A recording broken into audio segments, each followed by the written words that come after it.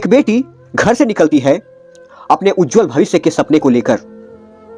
बिहार की राजधानी पटना के शहरों में एक पिता का सोचिएगा, एक गरीब पिता अपने बेटी को पढ़ने के लिए पटना भेजते हैं। कहते हैं कि जाओ बेटा, पढ़ लिख कर डॉक्टर बनना और अपने घर को रोशन करना, अपने घर के नाम को रोशन करना, अपने घर की परिस्थितियां बदलना।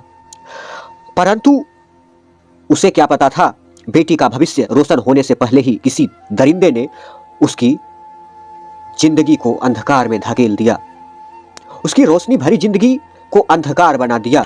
फिर पिता और उस माता पर क्या बीतता होगा, उस भाई पर क्या बीतता होगा जिसने उसे शहरों में पढ़ने के लिए भेजा था। यह कहानी किसी एक लड़की की नहीं है, यह कहानी हर उस बेटी की है, हर उस बहन की है जो अपने घर से दूर जाकर शहरों में पढ़ती है। और पढ़ती तो है परंतु एक डर लेकर जीती है, क्या कब उसके साथ क्या घटना घट जाएगी। आज नाम गायत्री की है, कल किसी और की होगी, परसों हो सकता है आपके घर की कोई बहन या बेटी की भी हो सकती है। अब मैं बात करता हूं गायत्री के बारे में, जो जहानाबाद की बेटी थी, बहन थी। वह पटना आती है डॉक्टर के सपना लेकर कि मैं डॉक्टर बनूंगी। वह चित्रगुप्त नगर में एक शंभू नाम के हॉस्टल में रहती है। वह नीट की तैयारी करती है, परंतु उसे क्या पता था कि मेरे साथ ऐसी दुर्घटना होगी। अचानक से 6 जनवरी 2026 को वह अचेत अवस्था में मिलती है। उसे एक निजी अस्पताल ले जाया जाता है। वहां पर 4 दिनों तक जिंदगी और मौत के बीच लड़ती हुई दम तोड़ देती है। उसके बाद क्या था, वहां के डॉक्टरों द्वारा कहा जाता है कि इसकी मृत्यु नींद की गोली के खाने से हुआ है। परंतु मामला तो तब पलट जाता है जब उसके शरीर पर कई खरोच के निशान थे, कई नाखून के निशान थे, कई जगह बेदर्द चोट के निशान थे। आखिर एक नींद की गोली से भला कैसे इतने चोट के निशान कैसे आ सकते हैं। फिर शक गहराया और परिवार वालों ने और आम लोगों ने सवाल उठाना शुरू किया। बाद में पोस्टमार्टम रिपोर्ट में यह पता चलता है कि इसकी मृत्यु में यौन उत्पीड़न की संभावना है। सेक्सुअल वायलेंस से नकारा नहीं जा सकता है। अचानक से एक मोड़ आता है। 10 जनवरी की इसकी मृत्यु हो जाती है। तो पहले तो बताया गया कि इसकी मृत्यु नींद की गोली खाने से हुई, लेकिन बाद में सीधा यू टर्न मामला हो गया। मतलब उस समय वो चीखी होगी, चिल्लाई होगी। आखिर इतने शरीर पर जो दर्द के निशान थे, इतने जो खरोच के निशान थे, आखिर वो जिंदगी और मौत के बीच लड़ी होगी, चीखी होगी। वो अपने आत्मा से, अपने शरीर से लड़ी होगी, बचने के लिए, अपने जिंदगी को जीने के लिए। जब इसकी न्याय में देरी हो रही थी, पुलिस उलटफेर कर रही थी, तो परिवार वालों ने और आम लोगों ने प्रदर्शन करना प्रारंभ किया कि आखिर इसमें टाल मटोल क्यों किया जा रहा है। तो परिवार वाले और आम लोग में आक्रोश भर गया और उसने प्रदर्शन भी प्रारंभ कर दिया। परंतु इस प्रदर्शन में न्याय के बदले मिला तो क्या? पुलिस की गालियां, पुलिस की लाठियां और केस। किस पर? किसके ऊपर गालियां, किसके ऊपर लाठियां? जो न्याय मांग रहा था। भला यह अंग्रेजों की कानून थोड़ी ना है जो न्याय मांगने पर लाठियां, गालियां, भद्दी भद्दी गालियां और उस पर से केस मिलता हो। वाह रे व्यवस्था, यहां बेटी मर जाए तो सवाल भी उसी से पूछेंगे, और जब लोग इंसाफ मांगे तो उसे गालियां देंगे, डंडे से मारेंगे। दबाव बढ़ने पर मालिक की गिरफ्तारी होती है। लेकिन एक सवाल है, यदि दबाव नहीं बढ़ता तो यह मामला दबा दिया जाता है।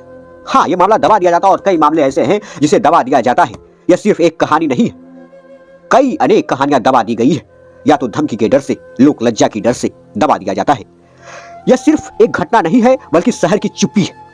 पटना में हजारों लड़कियां पढ़ने आती है, लेकिन बेटियां डर के मारे कुछ बोलती नहीं है।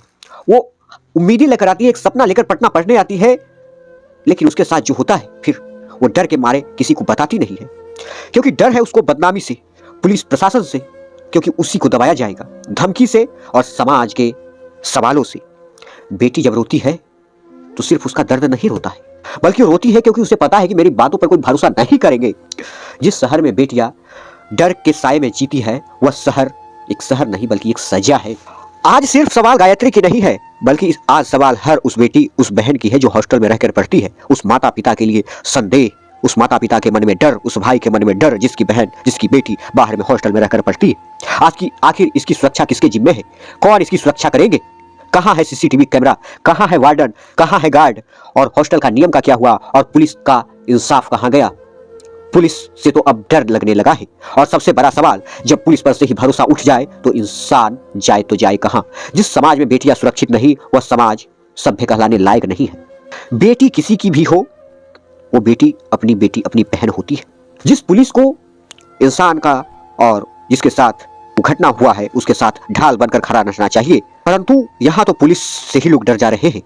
अपराधियों में डर कम और इंसान में अब डर ज्यादा हो रहा है। और अगर हम नहीं बोलेंगे, हम आप सवाल नहीं उठाएंगे तो आखिर बोलेगा कौन। आज गायत्री के घर में मातम हुआ, कल किसी और के घर में मातम पसरेगा। हो सकता है, भगवान न करे कि आपके घर में ऐसा मातम पसरे।